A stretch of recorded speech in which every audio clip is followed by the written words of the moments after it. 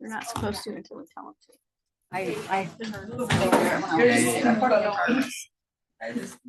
Oh, Chever's baby. It's always an adventure. I told him he didn't need to, but he's here.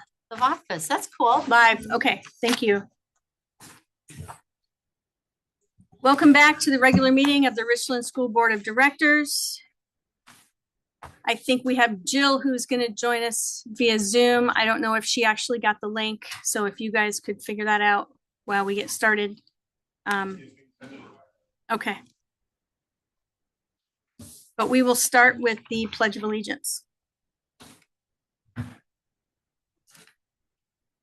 I pledge allegiance to the flag of the United States of America and to the republic for which it stands, one nation, under God, indivisible, with liberty and justice for all.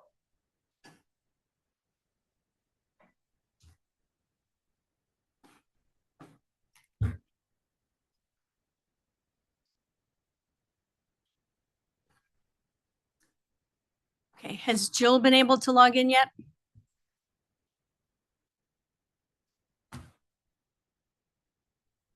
Not yet. Okay. She's in process.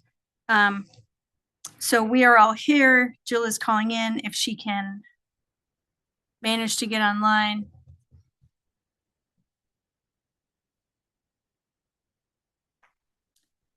Our first agenda topic is the oath of office for our two board directors who were elected. So, Shelley. Let's start with Bonnie. Okay. Too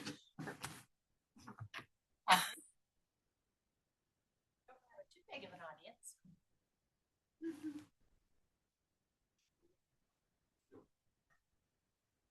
All right, so what I'll do is I'll really break it up. Is this good? Can everyone see okay? Let's go a little bit so we check. I can That's right, guys. Okay. Did they get it on the video? I'm gonna make sure. Oh, more center? Yes. How about this? Okay. Right, I'll really break it up. Sure. I, Bonnie Mitchell, do solemnly swear that I will support the Constitution of the United States and the Constitution and laws of the state of Washington, and that I will faithfully and impartially perform and discharge the duties of the office of Richland School District 400, number 1.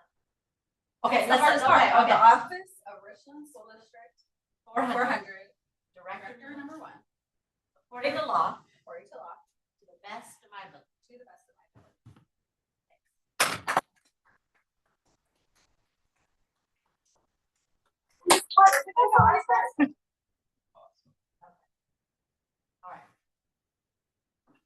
All right.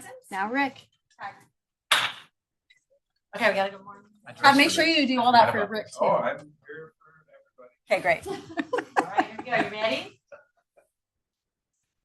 I, Rick Jansen, solemnly swear that I will support the Constitution of the United States and the Constitution and laws of the state of Washington, and that I will faithfully and impartially perform and discharge the duties of the office of Richland School District 400, Director number 2, according to law, to the best of my ability.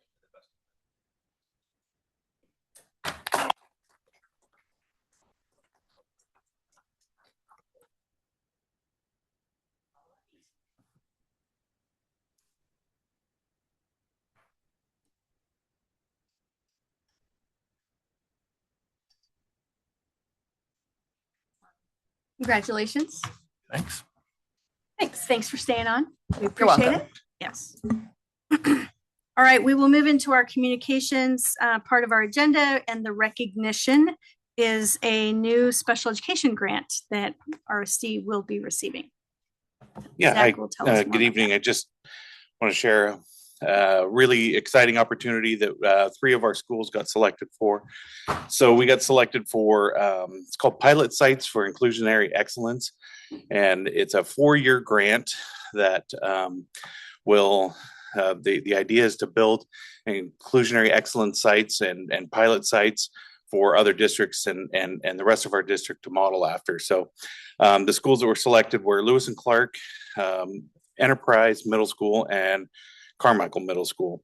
They were selected because last year they got offered another grant opportunity. It's a very small grant, like I think it was like $13,000, and those schools had opted into that grant to do some work around accessible education. And so this year, when this new grant came out for the state said, how are we going to identify the schools that we want to do this? And said, you know what, here's schools already doing some of this work. Let's award them schools. So the total for between the 3 sites is a little over $1 million for each year for the next 4 years. So got some exciting things coming to those 3 schools here in Richland, and a lot of work to do, but I'm excited. Honestly, I haven't slept for probably a week now, and this is good. This is good. This is great. This is an awesome thing for our district. So I'm excited. So any questions on that?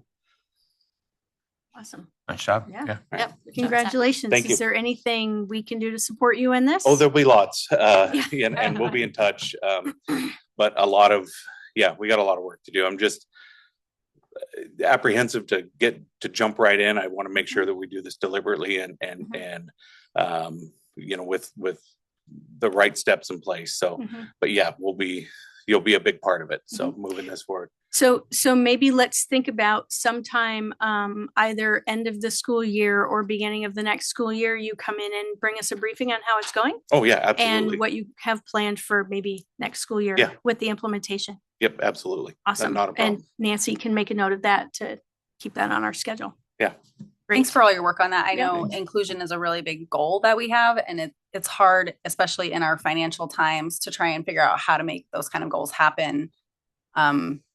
And this can help us get some of that work done to figure out how we can scale it up to our other schools. Yeah, this is, like I said, and I'm not joking. I don't think I've slept for, I hope you sleep over the break. Yes, no, I do. But it's like, I like wake up thinking about, we need to do this and we can do this. And finally, so it's good news. So yeah, awesome. Thank you. Thank you. Thanks, Zach. Okay, do we have Jill online yet? Yes, I'm here. Yay, thanks, Jill.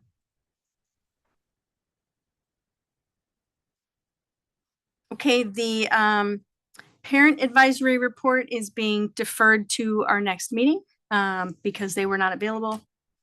And then our next agenda item is requests and comments from visitors for public comment. Do we have anyone signed up online or in the back? Nobody signed up. I hope Mr. Higgins is doing okay.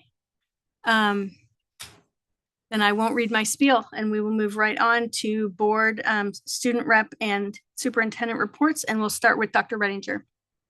Yes, I'll talk a little bit more about it when we get to the item on the agenda, but the conference really heard and saw a lot of really neat things that are making us move forward.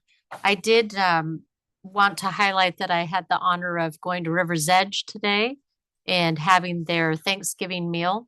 And so that was always fun to do that and see our students, and our food service did a really good job of making sure that it was a really special event. Staff will bring food as well, like homemade cranberry sauce and stuffing, those types of things. So it just was really nice to be at River's Edge today.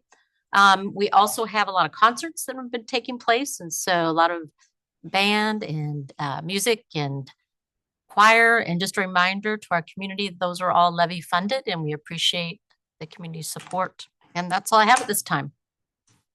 Okay. Any questions for Dr. Redinger on that? Okay.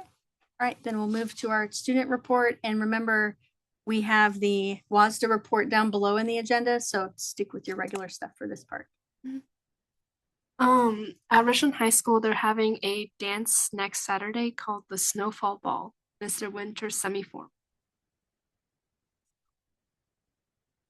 And then at Hanford, we're doing like a festive hallway decor thing for Christmas. Like each class in the executive council is decorating a hallway for Christmas. And then we also have a choir concert next week. Sorry, we were planning on saying the other stuff during this, but yeah, like the WASDA conference stuff. That it? Okay, Nothing this time. okay. Bonnie, Same. Dan? Yeah, I'll wait for the WASDA part of it. Okay. The only thing I have to report, I just want to remind everybody, we have scheduled a town hall meeting for next Tuesday at Libby Middle School at 6:30. Dan and I will be there to talk about the levy request and to answer questions. So more information about that will be sent out to families, but that will be coming up next week. And that's the Yes. first of many, right? It'll be the first of many town Several. halls. Yes. Whatever you want to We will do more town halls in January, but this will be our first go.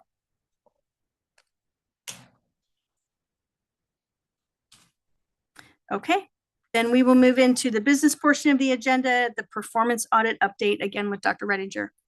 Yes, and so I wanted to highlight, we have one of our brand new school buses has arrived and it is out front. If any, I think most of the school board members were able to go inside of it. Very nice. I was very impressed by the driver's seat. And now they come standard, they come heated for the drivers. And so that's a nice addition, especially in our climate. So I just wanted to highlight that on Thursday, November 20th, we received one of our 5 new buses. These, of course, the transportation dollars we get directly from the state. And so that helps cover the cost for the school buses. And so it is really good to see some new ones in our fleet. The one we received is a general education bus. We purchased 2 others that are coming that are general education buses. And then we ordered 3 special education buses. And right now, those are all waiting in Spokane for inspection by the Washington State Patrol, just to make sure there's no lemons, that it is brand new functioning and good to go. He went with international buses, as they now have a standard air conditioning heating for the driver, which was not standard before. And then these 5 buses also come with student air conditioning as well as heat. So as we talked about, as we order new buses, we want to make sure they have air conditioning. There are also several new features that make things easier for our drivers and safer. One of the features will lessen L&I claims, which we haven't had any yet, but the emergency brake is not able to be set and released with one finger. Apparently that has been an issue. It also sets itself if the driver forgets and gets out of his or her seat. So we're pretty excited about this. I just want to let you know that the fleet is being taken good care of, and we're excited, and you'll see these new buses on the roads. So any questions for me about our buses? Are we still sharing them with Christ the King, the buses? I don't believe so. I'll check into that. I don't think so. I was impressed by the number of cameras all the way down the inside of the bus from lots of different angles. I don't know that that's standard on all the buses that we have, but it's pretty impressive. Agreed. Yep. Okay. Any questions? Yeah. All right, thank you. So we will move into the next part of our agenda is a discussion of the Washington State School Directors Association annual conference. This was last week. And all of us on the board were able to attend at least part of it. So we wanted to do a bit of an outbriefing for the community on what we learned at the meeting, what we saw. And I will start with the students. Okay, so the first thing I have to say is one of the keynote speakers, Mary Hemphill, I thought she was really great, and so did Tiffany. So we have a meeting with Mr. Johnson tomorrow to see if we can have her be a guest speaker, which we also talked to her about, and she was more than willing at the conference. And then we went to 4 breakout rooms. So the first one was the Bethel Blueprint, and the notes we gave you have stuff about that. And basically they were just talking about how their bond only passed after a student-led video. So we were thinking that we can make one similar and even similarly, and even try to partner with Tri-City districts like Kennewick and Pasco, since they're both also trying to pass a bond to make a bigger one and spread it more throughout the community. And we also have more ideas about the Superintendent Advisory Council that was discussed in this session that we are thinking about reforming. And then another one we went to was a small school on the east side, and they had about 400 students, I think. So I think this is more applicable to River's Edge and Homelink and those kinds of things. But they had a 97% graduation rate, and some of the things they did, I think, would be very beneficial for us. So they polled students on what kind of classes they wanted to take and that were the most interesting to them very early in December, and basically listened to student voice a lot. And then they also use like PowerPoint slides that have speech to text on the slideshows, which I think is very inclusive and very helpful. And it was really easy to understand her because all the words she was saying were just right there.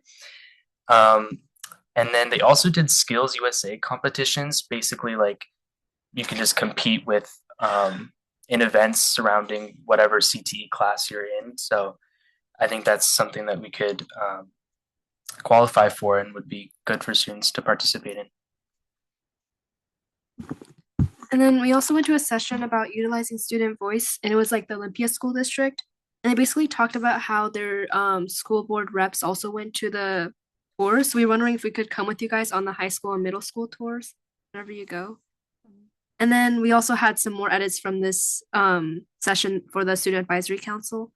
And then they also have like onboarding for student representatives with like a board member and a previous student. So we're thinking we could do something similar. And then we were thinking of maybe creating a physical comment box or posters with QR codes we put up around the schools so then people could reach us easier. And then the other one we went to was about centering student voice, and they basically made a meetup for the whole ESD. And they had 23 school districts to discuss issues, develop a mission statement, and SMART goals relating to problems. And they organized it through their through AAWSL. And then, so from this session, we thought of some goals we could have for the school year. And we have 7 goals. Should I read them? Sure. Okay. So our 7 goals were: number 1, represent more distinct student voices to ensure diverse perspectives are heard. Number 2, support and promote the levy. Number 3, improve advisory boards to make them more inclusive and effective. Number 4, create lasting communication channels and bridge the gap between the board and those we're representing. Number 5, strengthen connections across schools. Number 6, prepare future student reps and create smoother transitions. And then the last one is increase transparency. And for this one, we're thinking of like posting monthly board updates from the student's perspective. And then another thing we got from this is that we could host a one-time district-wide ASB meeting with all the ASB leadership groups, so then we could hear some of their problems or some of their comments about what's happening. And then also host one with like all the Tri-City board reps to hear about like what they're dealing with. And then maybe that's where we could discuss like a levy video and stuff like that. And then the rest are our suggestions for the advisory board. Great. Any questions? I love your notes. They're Yeah, the box means stuff for us to do, and the rest are. I know. I'm so impressed. Oh, I think, have you looked into this? I think the Skills USA thing, I think Hanford does have a club. They just don't do the competition part of it. I think it's an inactive club.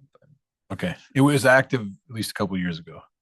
I don't think it definitely doesn't have a lot of members. I think when I asked her about it or something, they had their CTE director organize it. I was wondering if like maybe our CTE director could look into it and making it just part of the class instead of like a club thing. Either way. So the district could get you connected with our CTE director to ask about that? Yep. Okay. Yep, we can. And I think, you mentioned the keynote speaker for Hanford. I would talk to Nicole at Richland and see if, it would be the sort of thing that both schools might be interested in, or how that might, Could be done. Do one in the morning, one in the afternoon, Yeah. something like that. Visiting both schools. Mhm. Yeah. If she was, Hey. that would be great. Tiffany, Jill? yeah, Tiffany, it's not, I was gonna say, I serve on our CTA advisory board as the board liaison. So let's talk and I'll figure out how to get something set up with Amy. Hey, Okay, cool. I like never know where to look when she talks. I know. We used to have a little face that would come up a long time ago, and now I just come from the walls.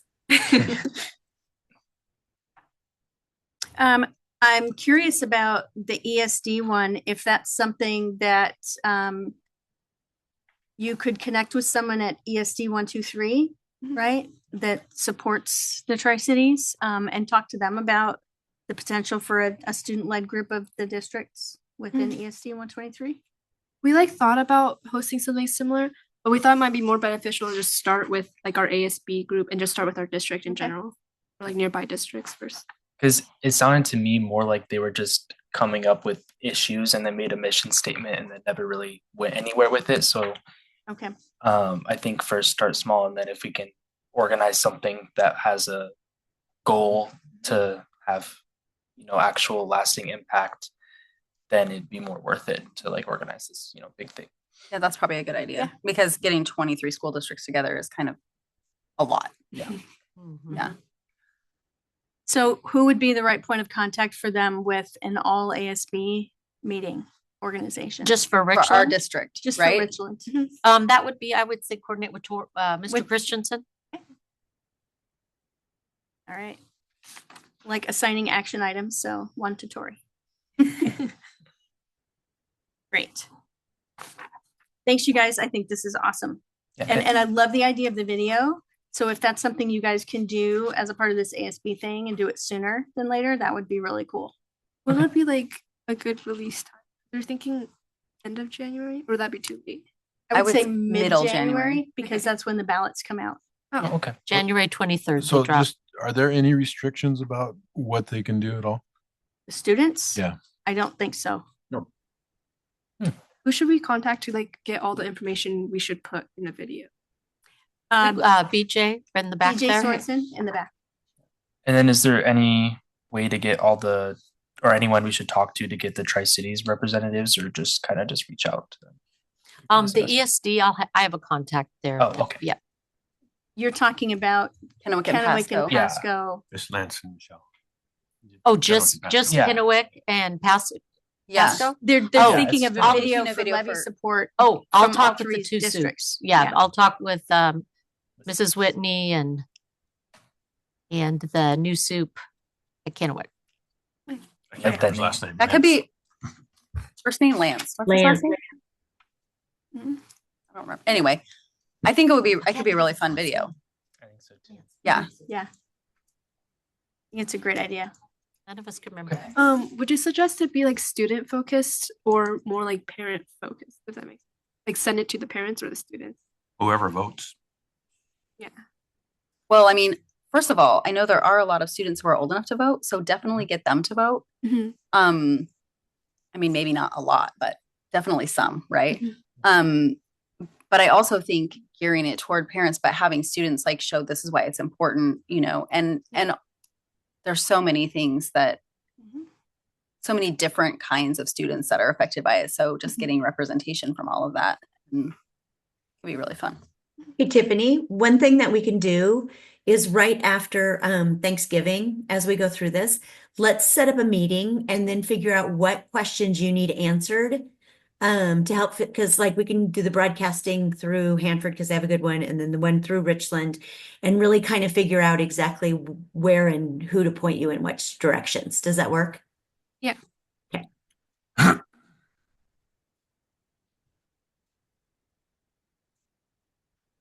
Anything else? Okay, thanks. Rick? That's good. So the question about, I think Dan had what resources and things, I think we need to get a good answer on that. My guess is if it's student led and students do everything, it's okay. But if staff start getting involved, it is not. That's my guess, but we should check with the PDC or whoever whoever governs this to make sure we don't run afoul of any of those regulations. I know BJ has a list started of some questions he's going to check with the CDC or the PDC. So we can add what our student criteria is on that too. They're very helpful when Yeah, super helpful. they're really helpful. Okay, so I did write notes. Mine are only, I call them significant action notes because I didn't do notes on everything because I don't want to do notes on everything. The two big meetings that I went to, three of us went to the law conference, and I have notes specific on there about classroom exclusion language. And I'm going to give this to Nancy so it can go to the board members. So 7 actions from the law conference. Second one is reviewing WASDA policy and procedure 3241 for updates to student disciplinary and non-disciplinary actions because the state changed some laws that went into effect in July that changed the way we're able to do some things. That was a really good attorney presentation. In particular, there are 2 forms that WASDA put out done by this cadre of attorneys. 3241 Form 1 is a matrix. I think he said it was 6 pages. And then 3241, the second form, is a continuum of discipline that has been vetted and fits in with the new laws. So it's something we should look at. They also talked a little bit about recess policy. Again, there are new laws the last legislative session gave us. In particular, recess should be unstructured, student-directed, and with peers. And I cited the RCW just so we can review to see if it's in our policy. Attorney also recommended staff training on discipline versus non-disciplinary actions because we are limited on disciplinary actions, but the way some things are worded or who does the wording or who does the talking with a student makes it non-disciplinary. And that distinction is helpful because there are restrictions on the amount and types of discipline that can happen. Another one is a special ed one. I think Dr. Redinger already talked with Zach about this, but the question that I had is, have we implemented SB 5253, which is services through the end of the year in which the student turns age 22 if it's in their IEP? Yes, we do. Yeah. And then have we implemented actions of the Reichdahl lawsuit, which is also related to that? And that's something, if you don't know, I can talk to you about that. So that's the notes I had from the law conference. Other folks might have more. The other one I went to is called Insight Over Intuition, Lessons from 2 Decades of Board Research. There are 2 college professors who've spent the last 20 years researching boards, particularly in Washington State, Texas, Iowa, places where there are pretty strong school directors associations where they have access to data. And they have done studies, and it's been repeated by other researchers that show things that boards do that directly impact student learning and things they do that directly negatively impact student learning.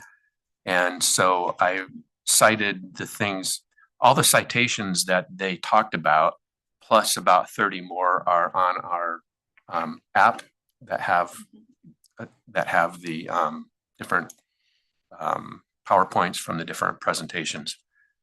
So I didn't cite any of those, but the recommendation that they made is that the board, all of these things that school districts, school boards do that are effective at improving student learning are in the WASDA, Washington School Board Standards. It's a book that's free from WASDA. And implicit in all of that is the board standards function as a system, and there's only 5 different standards, and they recommended strongly not to pick 1 or 2 because they operate as a system. In their research, they have gone and looked at districts who would try to emphasize 1 and nothing moves. The districts that emphasize or that put equal measure on all 5 is where movement occurs. And they also said the way to implement this process is to begin by taking the board self-assessment, which is also free from WASDA. It's part of our membership already. So those are the big things I took from the WASDA conference, and I will give these to Nancy at the end of the meeting. Thanks, Rick. I think that's great. Bonnie, Okay. next. I also loved hearing from Mary Hemphill. I thought she was really insightful and dynamic and had a lot of really great ideas. She seems to have a really innovative spirit and likes to figure out ways to get things done that are not always in the box kind of thinking. I also went to her, so the keynote speaker, her part of the keynote as a keynote speaker was really great, but I also went to her breakout session about student voice. And it kind of said it was about student voice, but it was also about community voice and teacher and staff voice. And I learned so much just from that one session that I actually went and bought her book. And Rick and I actually bought everyone books. So we'll Mine's share at them. home. I have an extra one. That one's Dan's. But That one's mine. I brought that. Oh, you brought. That's from home. That's the one I bought. Extra one. Wait, this is the extra one. Yeah, I have. Okay. Mine's at home. This is yours. Well, thank you. Okay, so because I want to learn more about, I've only gotten through a couple chapters, but I want to learn more about that system and try to use it to incorporate more community and student and staff voice into how the decisions that we make. And I like that you guys went to a lot of sessions about student voice also, because I think that students have a lot to say, and I don't think we always have good opportunities to listen to them and their ideas. And it could help us be a lot more effective in how we do things to improve student learning. Another one I went to was about my least favorite thing in the whole world is budgets. And it was about that. I'm not going to tell you all the details about it because I don't want to, because it was hard enough to go through the first time. But one thing a takeaway that I had was a question for all of us is, what can we do to make sure that we are making financial decisions that align with our vision and strategic plan? I feel like the last little bit has been a lot of reaction and reactive decision making based on financial things that happen kind of to us or that we find out about. And so going forward, I hope that we can make decisions based more on our vision and strategic plan rather than just kind of like decisions that are strictly money based on how we can spend less money and spend our money more effectively in areas that we have that align with our strategic plan. Those are my main takeaways. Dan? Yeah, so one thing I'm not is a note taker. So this will all just come out of the head, which how I've done. Yeah, how I've done it for the last 51 years. So it's worked for me. I started off. I went to the board boot camp for new board members, and learned a lot there. A lot of very broad stuff about what it is to be a board member and how we fit in here and such. After that, there were some sessions that really I found very useful. Some of them that I didn't, and some of them that were kind of in between. I also went to the one that our student reps were at from the small school in Ilwaco. There's a small district, Ilwaco, so out on the coast. And it was interesting. It was presented by a teacher who had all kinds of energy, which is always nice, right? You could see why she was well liked and why the students responded to her in her school. And they had some real interesting concepts there about what they teach and stuff that I don't know would fit real well in Richland School District. But there were little bits and pieces that I took from that I liked. She was actually a music teacher, and they had started a mariachi band that we all got to hear that evening, and I think that was really cool.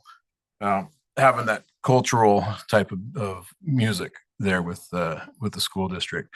But as the student said, they had 97% graduation rate. Now, keep in mind that was 70 students, right? So it's 97% of 70 students, but still, it's 97%.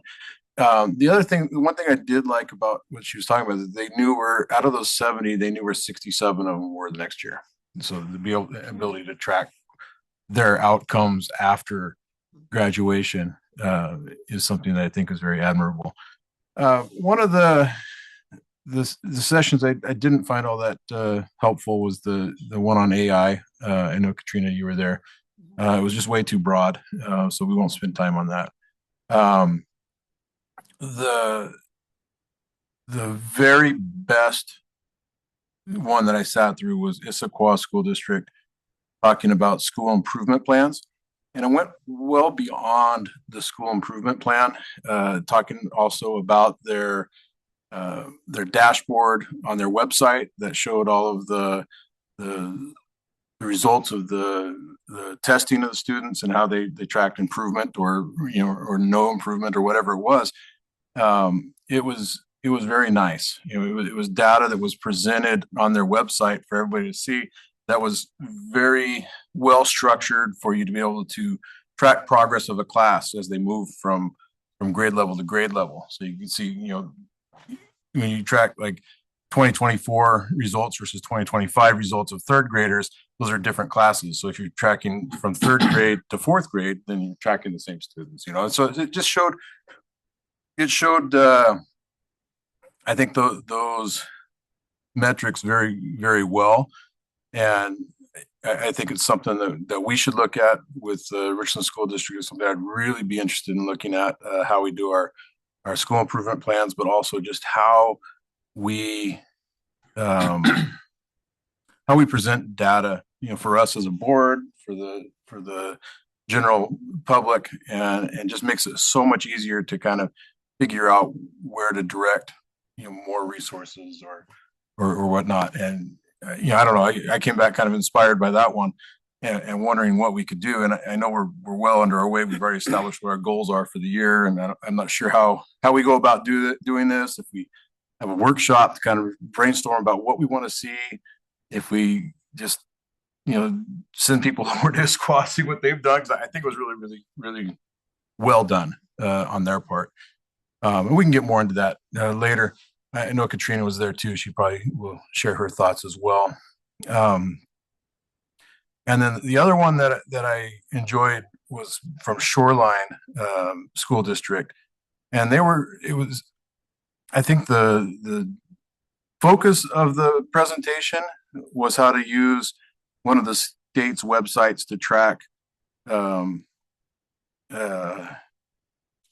outcomes for students post-graduation, what they've done, how many of them entered into 2-year colleges, 4-year colleges, trade schools, and then how many of them are still there the following year. So right after graduation, that first year, how many of them are there either second year, third year type of thing. So trying to keep track of what students do after they've left the school district, and then also how well they had prepared those students for success there. So how many of them were placed in, say, English 101 versus having to take a kind of a sub entry level, I guess a sub freshman level class, to catch up.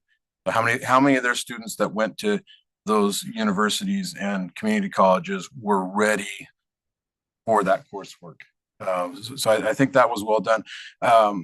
Again, their focus was kind of how to look at your school district's stuff on that website, and it was I think a 4-letter acronym, but I can't remember what it was. Started with an E. I think it's ERDC. There we go, ERDC.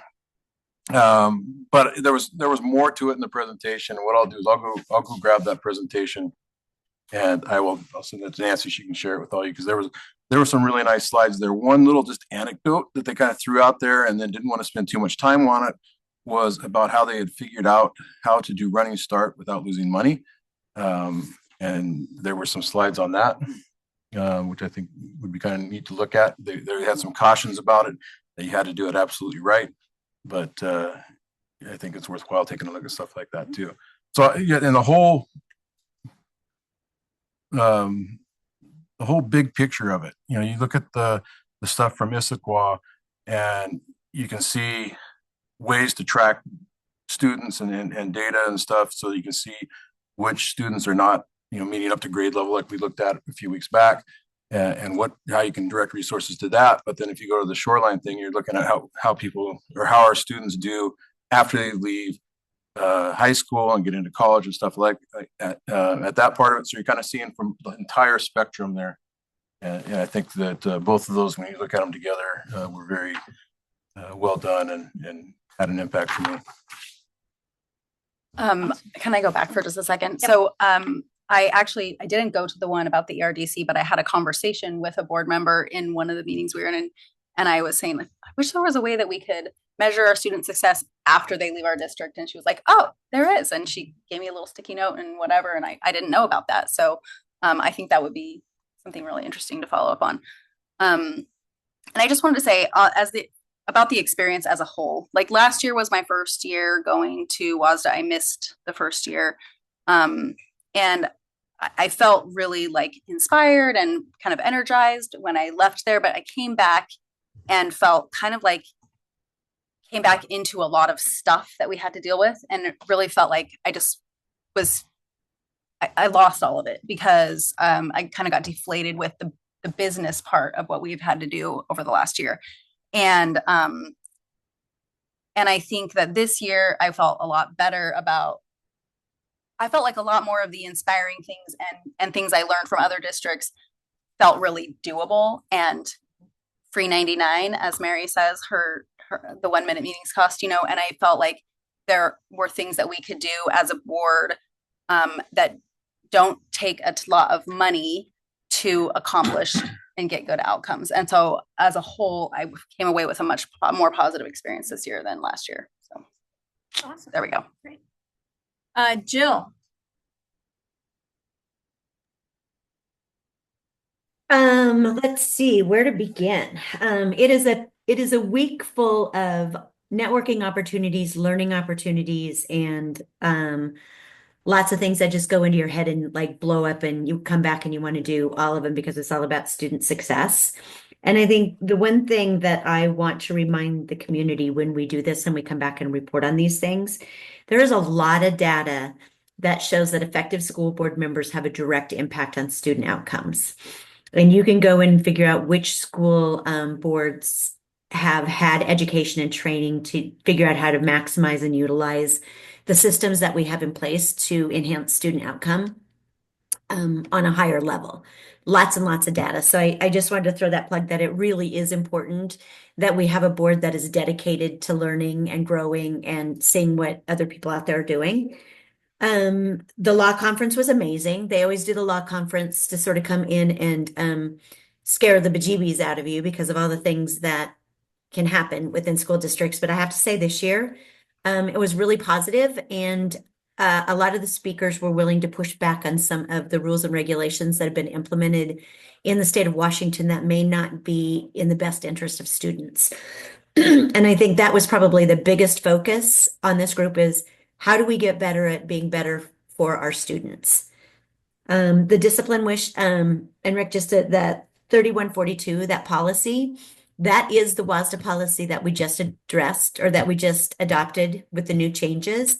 But I do think that we need to start implementing those discipline forms to keep with the consistency across the board with each one of the schools. So that was really good.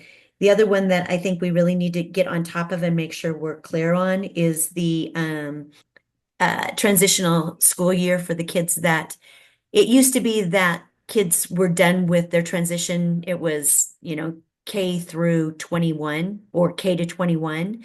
There's a year in there now, so it's actually K to their 21st birthday. So there were a lot of teachers in a lot of districts that were really kind of scrambling to figure out what to do with that. So I think we implemented that pretty well, but I think it's a good thing for us to follow up on and just make sure that we have our I's dotted and T's crossed for those kids. Because where that comes in from the legal standpoint is parents can come back in at any given point in time, possibly based on what it is, if those services weren't provided. So they always give us great things to look at as far as then we did the Title I and then also the opting out for religious reasons. Most of the Jill, you're talking about 22nd birthday, not 21st birthday. Yes. It used to be the 21st birthday. Right, Now it's to the 22nd birthday. right. Yep. Well, it's always been through, theoretically through your 21st birthday, but they stopped at 21. But there's been some legal ramifications because the services need to be provided all the way to their 22nd birthday. Right. Okay. And just to go through and evaluate that.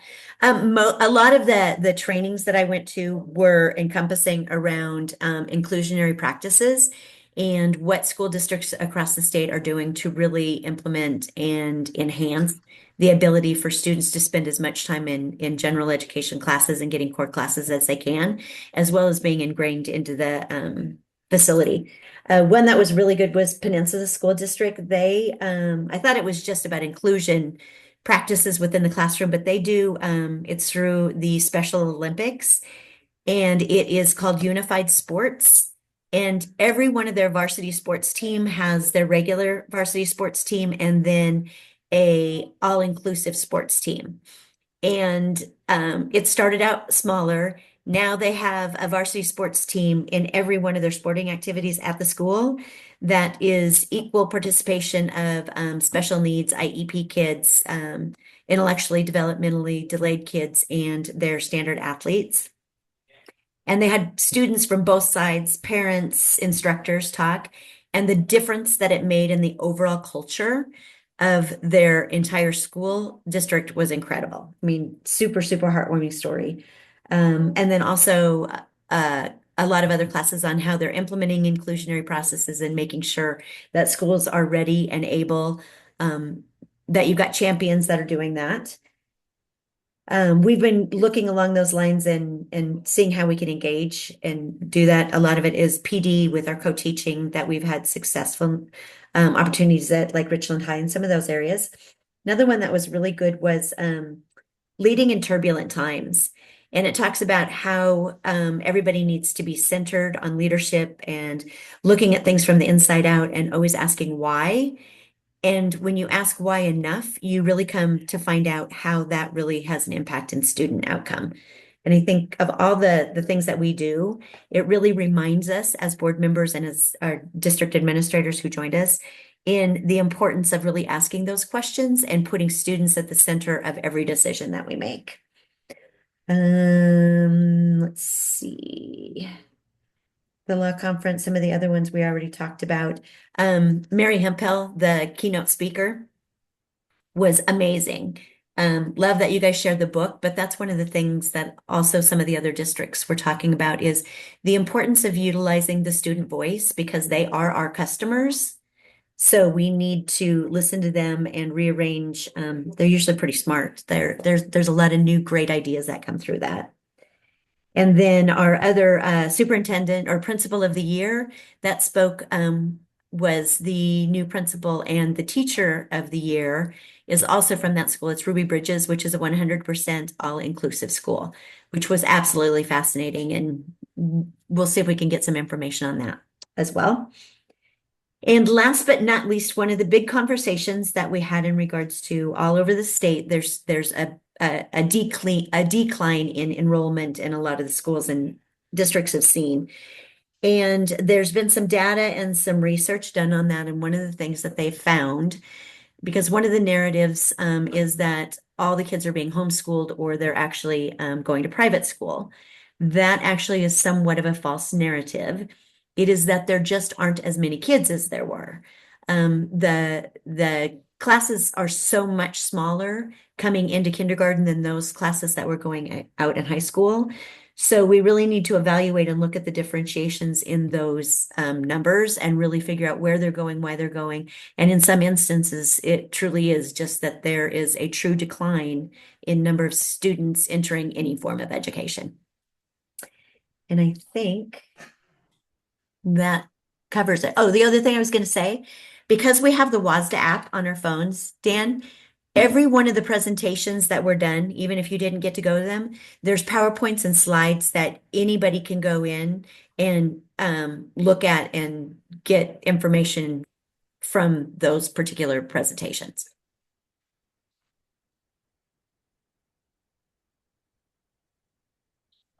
Thanks, Joe. Yeah, I will keep my comments brief because a lot of what I saw, the others saw and have already mentioned. I went to a session on high cap equity. There are actually legislative changes coming down the pike regarding some of the terminology and policy updates for high cap. It's policy 2190 in the WASDA model policies. There are some specific stipulations in terms of selection. You can't use special testing and you can't use homemade criteria. And the funds are for identification and program development. They're not for teacher pay or core curriculum. And so that'll be something that we will need to change about the model that we use. I forwarded the slides that I was able to download to Dr. Renninger and Jen and Enid so that they have those in their high cap project this year. The presentation from Issaquah that Dan mentioned, school improvement plans, in addition to the dashboard, which was beautiful, and we've talked to Dr. Renninger maybe about getting Glenn and Enid to go visit them and see how they've pulled their data from a lot of different systems with Power BI into a dashboard.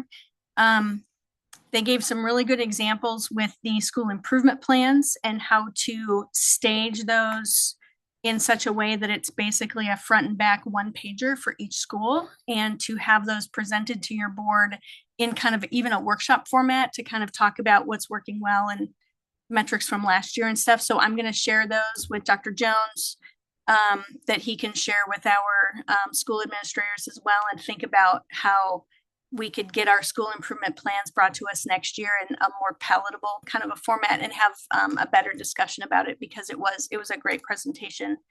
The last session that I went to on Saturday morning was about strategic planning and the role of the board in building a strategic plan. Richland School District has a strategic plan that expires this year, and I know we've talked to Dr. Renninger about refreshing that plan. So WASDA has a new system by which they deploy facilitators that you can pay for to help you build a strategic plan. I don't think we need that because we have one, but they had really good slides that kind of detail what's the responsibility of the district and what's the responsibility of the board and how they work together for strategic planning. And they had a really great model for the engagement of the community. So I am trying to get those slides from WASDA right now because they are not in the app. I took pictures of all of them, but I think that can be really helpful for us as we kind of move forward with that. And to address Bonnie's comment, we should be using our strategic plan to identify our priorities for how we spend our money. And so hopefully refreshing all of this gives us all a good opportunity to be more strategic and not doing the whack-a-mole thing that we've been working on for the last couple of years with budgets and finances. So I think it'd be super helpful. Yeah. Yeah, we're looking at kicking that off late February, the refresh of the strategic plan. Yeah, they have a model system where it can be done in 3 months, in like 2.5 to 3 months. That would be perfect. Yep. If we finished it by summer. Yeah. So I will get those slides. If I don't hear from them, I'll just send you the pictures that I took, because it was really great. Can I go back on one? Yep.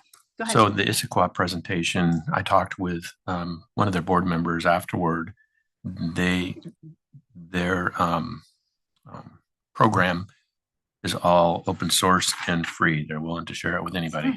So it won't cost us any money if even if we just lift it wholesale and bring it over and change the inputs to our schools instead of theirs.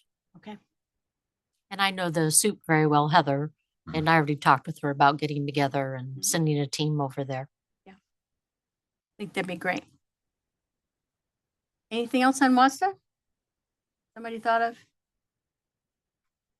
Okay. All right. So we will move to policy 4215. Mr. Gosney.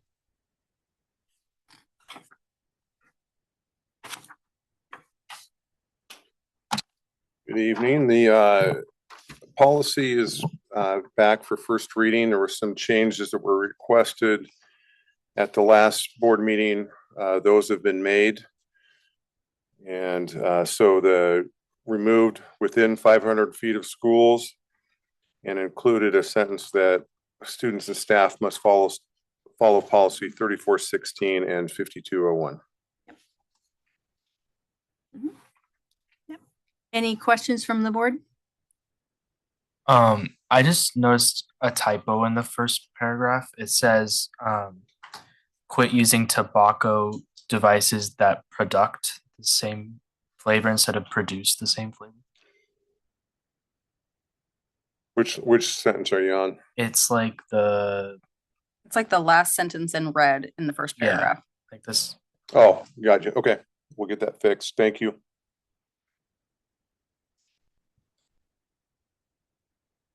Any other questions or comments, Jill? Nope, it looks good. Thank you. Just a quick question. So, the policy looks good to me, but was there going to be a procedure with it that we're going to see now, or is that going to come out later? What's the? Well, right now, it would, if there was any discipline attached to it, or the staff would be following policy 5201 and students 3416. We talked about that last time then, right? Yeah. Okay, thanks. Okay. Can I get a motion for first reading? I'll move first reading. I'll second that. Sorry. So It says Federal Drug Administration. I'm not sure. Is it Food and Drug Administration or Federal Drug Administration? I bet you're right. It's probably Food and Drug Administration. FDA, yeah. The third paragraph. Gotcha. Okay, this would have been lifted straight out of the WASP policy, but we'll double check to make sure. Okay. It is definitely FDA. Yeah. So yeah, Mr. Gosney will check that to see if the Yep. WASDA policy has the same typo, but Yep. okay. All right. Any further discussion? And we'll vote. Yes. Yes. Yes. Yes. Yes. Jill? Yes. Great. Thank you. Thank you. And then we move to the long-term facilities plan update and your vendor selection. So Mr. Gosney, you want to walk us through your recommendation? Yes, thank you. Early October, we put out a RFQ for strategic planning, long-term strategic planning. 5 firms responded with a statement of qualifications. In looking at those packets, it was determined that all 5 brought a great amount of experience to the table, so we decided to interview all 5 firms. The team listened through the filter of experience, the cost associated with the facility planning, the fit for the district, process of gathering community inputs, and then leading to potential bond or levy, capital levy, running one of those. So all firms brought lots of experience, provided great presentations and interviews. The team, after the interviews, determined that 3 of the firms we were comfortable with. And after further discussion, the decision was made to present Concertus to the board for approval.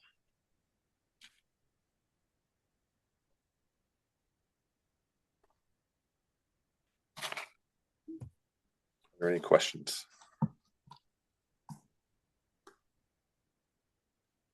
Don't have any questions. Comments? Pardon? Comments? No, I think in what I reviewed, the costs are in line. The costs are very well in line with what they are providing. This is part of the DEEP process, which is necessary for state match. The record is good, and I think it's a good selection. Thank you. Any other questions or discussion? No, I agree with everything Rick just said. Except for the thing about state match. I don't know what that means, but I trust you. Jill, do you have any questions? I do have one quick question. So when they submitted the RFQs and the pricing came in, and I don't know specifically how different they were, but were there specific items that were included in one that were not included in the other? From one firm to another? Yeah. Because the pricing was a little bit different. And so I'm just curious if those were apples to apples pricing or if they were not apples to apples pricing. I would say overall, they were apples to apples pricing. Okay. So yeah, it varied, the different firms had different prices that, there was a considerable difference between some of them. Concertus, their pricing is very favorable. Okay. But what was being offered is the same. Correct. And actually Concertus gave an hour by hour breakdown of how they would run the process and how many community meetings they would hold, and their process for gathering community feedback, bringing it back to the board, and listening to more feedback and just making sure that process happens several times to make sure we're getting the best product and the most feedback we can. Okay. All right. Thanks, Ken. Yep.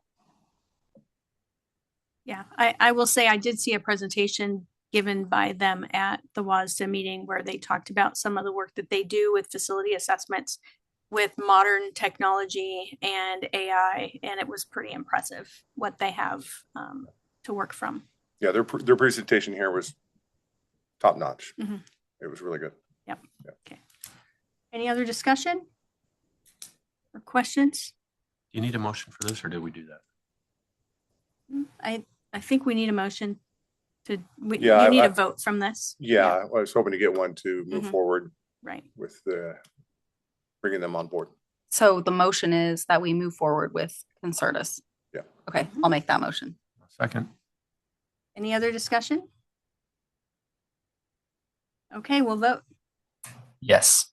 Yes. Yes. Yes. Yes. Yes. Jill? Yes. Great. All right. Thank you. And we will move into our consent agenda. Is there anything that anyone would like to pull from consent?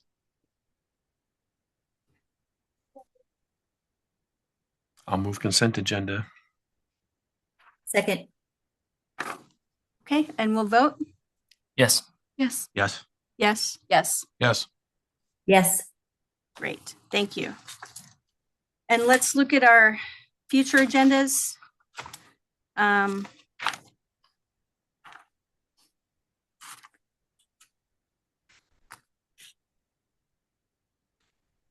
So our next meeting is December 9th. We will add the parent guardian advisory report to the agenda. I think we had also talked about a couple of changes at the business portion to separate out the academic goals update from the multi-language learners. I think it should say multi-language and not English language learners. This one says Sounds like you have an multilingual. old. So I have the copy from the website that it was printed. You guys changed it. It irritates the crap out of me. And the fiscal update should also be a goal update, not just a typical fiscal update. I think we talked about that too. Mhm. Yes. Okay, so you'll add that.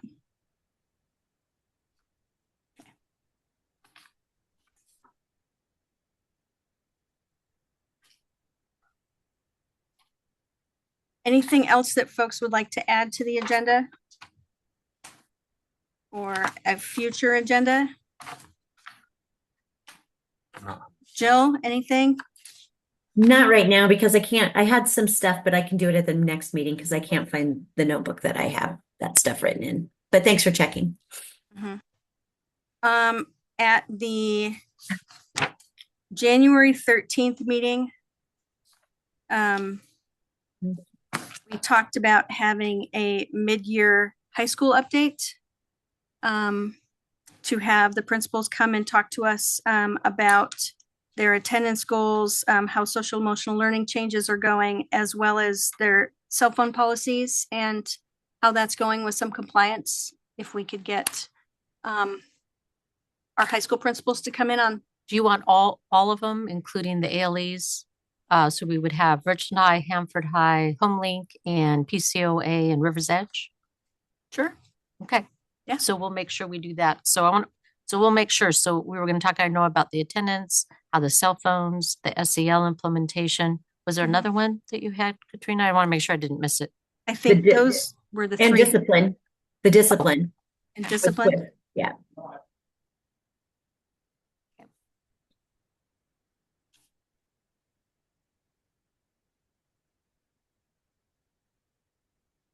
Anything else? Okay, I did Future remember. agenda? I Yep, did Jill? think of one thing that I would like to add as sort of a standing agenda item. Just because there's a lot of things that we talk about and things that we may want to add or may not want to add on the agenda, I'd like to have just a point on there where we can have board discussion where we talk about things that are on the forefront, so that we have it in open public meeting, and then we can kind of decide where everybody is in regards to a topic to help keep things streamlined going through and help keep the district focused. So are you talking about, instead of having just the board report in the communications part, having it be a board discussion in the business part?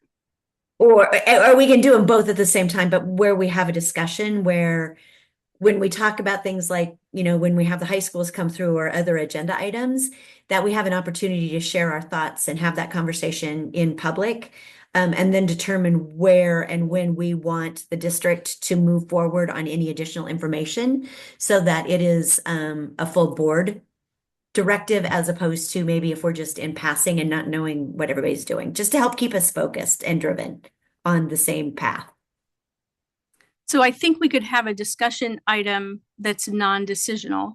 Yes, and that's what it Right. would be. It would be Okay. non-decisional. The only decisional part of that conversation would be if we want to have further discussion about it going forward. Or if we need staff to get anything, If answer we any need- questions. yeah, exactly. So it's a little bit more formal than good of the order at the end. Yes. Okay. Or even like new business or something like that. Yeah, it's just because the one thing that I found, and also with the WASDA conference and talking about how people do their board meetings and get things accomplished. A lot of them will have workshops beforehand, before the board meetings, where they'll talk about different topics and such. We don't do that a lot, so I just want to make sure that we have an opportunity where all 5 of us can have a conversation in an open public meeting about the things that are important and the things that we want the district to work on moving forward. So that it's one voice as opposed to several. I just think it'll help us stay focused. Yep. Okay. Yep. We can add that to the agenda. What did you want to call it? Board discussion or? Yeah, board. or Just board discussion. board discussion? Yeah. Well, and then that way it gives us the ability when we're talking about some of these things to make sure that we keep track of the things that we talk about and the things that we want, and just sort of have that dialogue, because this business meeting is really the only time we have the opportunity to do that. And I'm not long term, I'm talking like maybe 5 minutes. Yep. Okay. And sometimes it might not be any. Right. I mean, so when you were talking to other boards about it, they do workshops beforehand. I mean, that would be kind of like the time where we could. Where I mean- if we had a conversation, or if there was Sure. something we really wanted to delve into, Mhm. then that's where we like we may want to have a workshop with this inclusionary stuff. Sure. That Zach was talking about, just to really figure out what is the board's role in that, how can we help, or just other things that, just focusing on. Well, honestly, I feel like that's a good way for us to be Super transparent. transparent and also held accountable, right? If someone watches a meeting and we say, oh, we want to learn more about this, or we want to talk about this, and then we never talk about it again, they can send us an email and say, hey, you guys said you were going to look into this and you haven't done anything about it. Exactly. It keeps us all on return and report. Right. Okay. Anything else for the good of the order? And we are adjourned. Thank you, everyone, and have a happy Thanksgiving.